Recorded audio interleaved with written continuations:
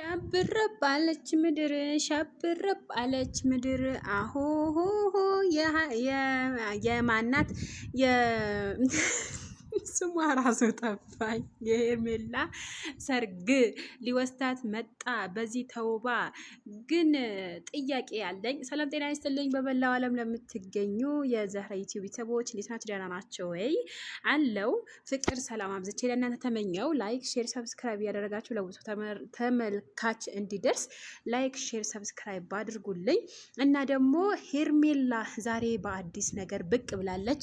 እንግዲህ እንደዚህ አምሮባት እንደዚህ ፍክት ብላ እንደዚህ ሽክ ብላ መታለች። በልደቷ ቀን ልደቴ ነው አዲስ ህይወትም ጀምሬያለሁ እያለች መታለች። እንግዲህ አዲስ ህይወት ከማጋ እንደሚሆን አናቅም። ግን ሄርሜላዬ ምን ነው ልብሱ ትንሽ ከፍ ብታደርጊው እኮ ይሻልሽ ነበረ። በነገራችን ላይ ትንሽ ከፍ አድርጊው። አዎ ትንሽ ከፍ አድርጊውና ይሻልሻል፣ አንቺም ውበት ይጨምርልሻል ማለት ነው።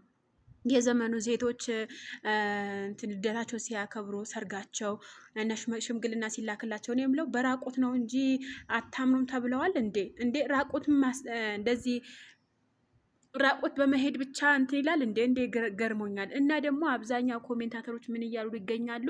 ሄርሜላ እርጉዝ ናት ወይ ሆዷ በጣም ወጥቷል፣ በምን ምክንያት ነው እንደዚህ?